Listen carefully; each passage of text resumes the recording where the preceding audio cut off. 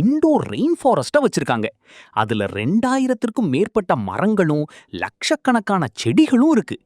அது மட்டும் இல்ல, இந்த காட்டுக்கு நடுவுல உலகத்திலேயே மிக உயரமான கிட்டத்தட்ட 130 அடி உயரம் உள்ள ரெயின் வார்டெக்ஸ் அப்படிங்கிற உட்புற நீர்வீழ்ச்சி இண்டோர் வாட்டர்ஃபால் ஆவி பறக்க கொட்டுது.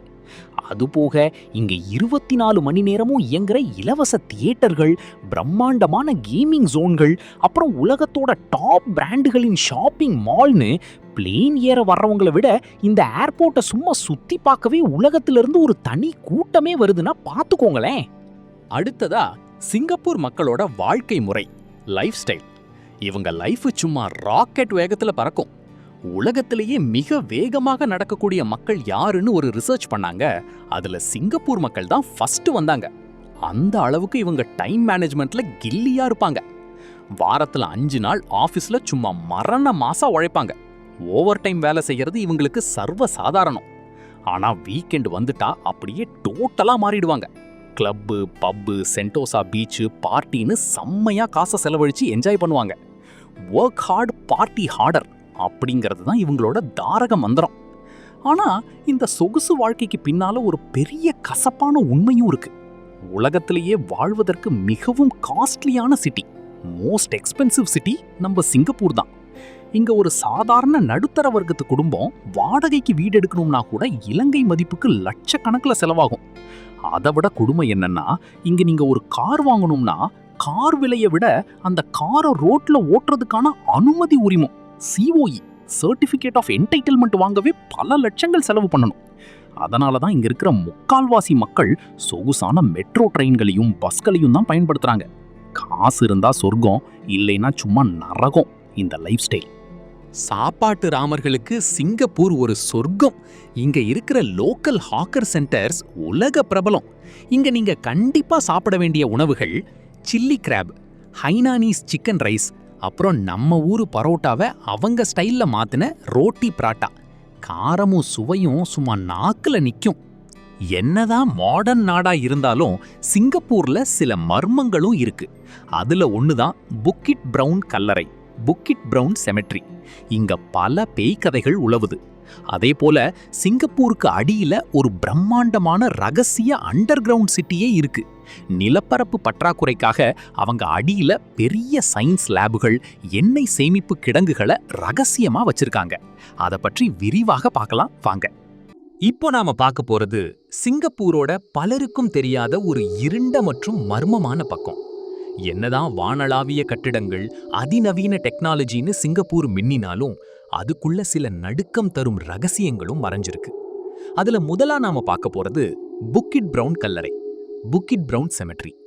கிட்டத்தட்ட 1,00,000 கல்லறைகள் இருக்கிற ஆசியாவின் மிகப்பெரிய கைவிடப்பட்ட மயானங்கள்ல இதுவும் ஒண்ணு. 1970களில் இது மூடப்பட்டாலும் இன்னைக்கும் இங்க இருக்கிற சீன பாரம்பரிய கல்லறைகளை சுத்தி பார்க்க போறவங்களுக்கு பல விசித்திரமான அனுபவங்கள் நடக்குது. நள்ளிரவு நேரங்கள்ல இங்க இருக்கிற அடர்ந்த மரங்களுக்கு நடுவே யாரோ முணுமுணுக்கிற சத்தம் கேட்குங்கிறாங்க.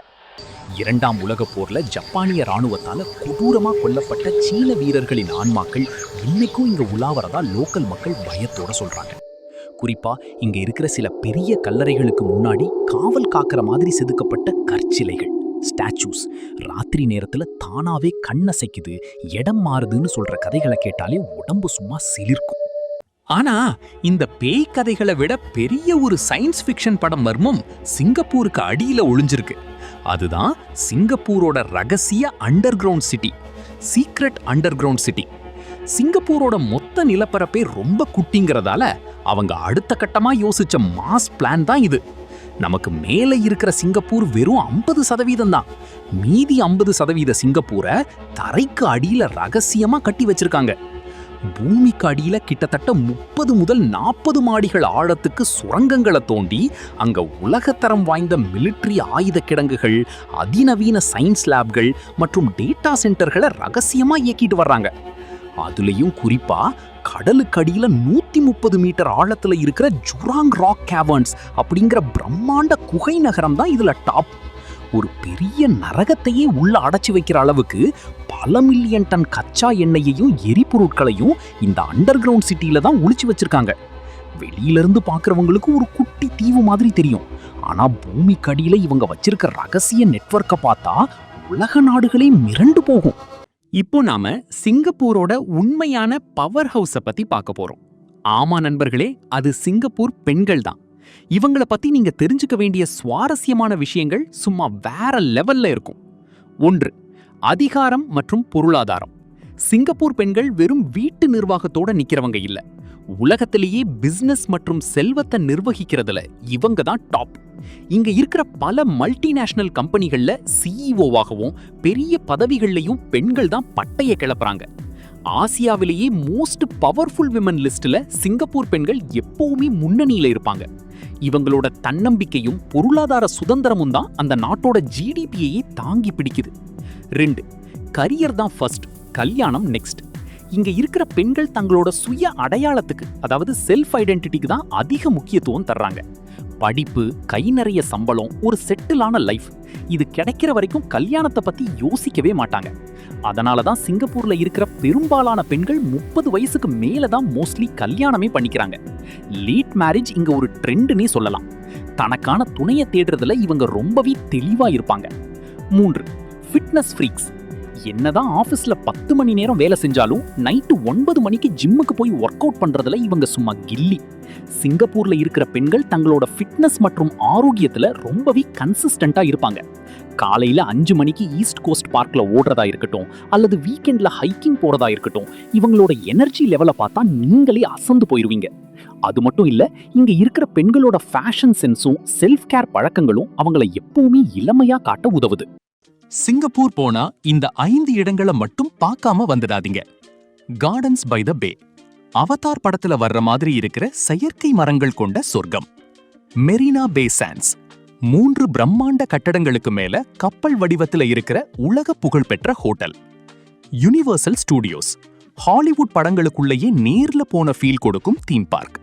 சென்டோசா தீவு, பீச், கேபிள் கார், கேம்ஸ்னு அன்லிமிட்டெட் ஃபன் இருக்கிற இடம். மர்லயன் பார்க், சிங்கப்பூரோட அடையாளமான பாதி சிங்கம் பாதி மீன் உருவம் கொண்ட அந்த தண்ணீர் உமிழும் சிலை. இலங்கையிலிருந்து எவ்வாறு குறைந்த பணத்தில் சென்று சந்தோஷமாக சுற்றி பார்த்துட்டு வரலாம். சிங்கப்பூர் ரொம்ப காஸ்ட்லியான நாடு தான், ஆனா நாம ஸ்மார்ட்டா பிளான் பண்ணா கம்மி காசுல சூப்பரா சுத்தி பார்த்துட்டு வரலாம். இதோ உங்களுக்கான சீக்ரெட் டிப்ஸ். 1. Plane ticket.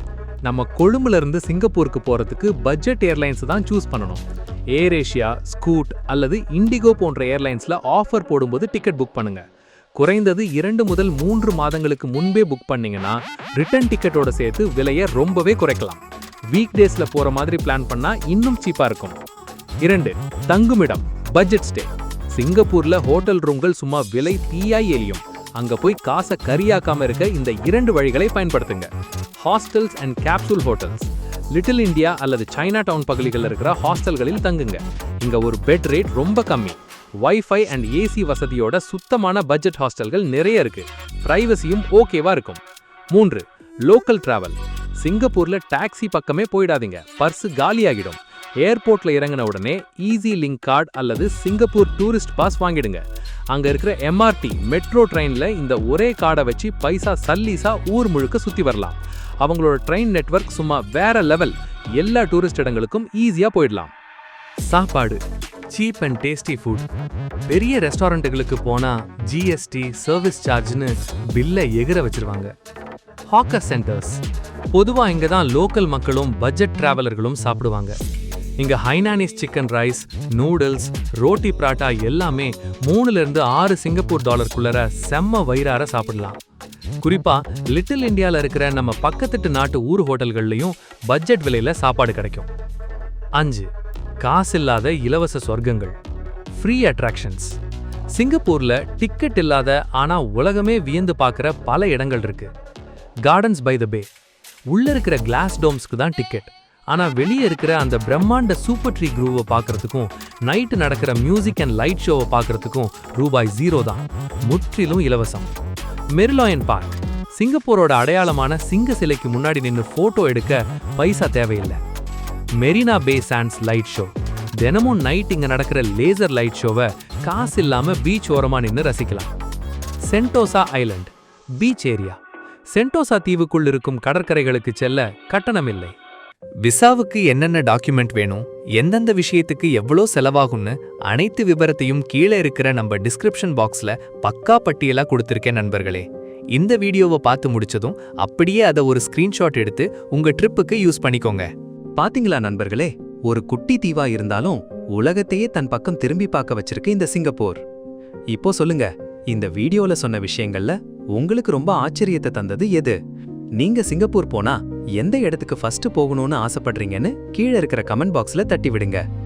இந்த வீடியோ உங்களுக்கு பிடிச்சிருந்தா மறக்காம அந்த லைக் பட்டனை அமுக்கிட்டு உங்க ஃப்ரெண்ட்ஸுக்கும் ஷேர் பண்ணுங்க. உலகத்தோட அடுத்த ஒரு மாசான நாட்டை பத்தி நம்ம ஆழமா அலச நம்ம சேனலை அப்படியே சப்ஸ்கிரைப் பண்ணி வச்சுக்கோங்க. அடுத்த வீரம இடைவிட ஒரு மரணமாஸ் கண்டென்ட்டோட உங்களை வந்து பார்க்கறேன். அது வரைக்கும் tata, bye bye, see you நண்பர்களே.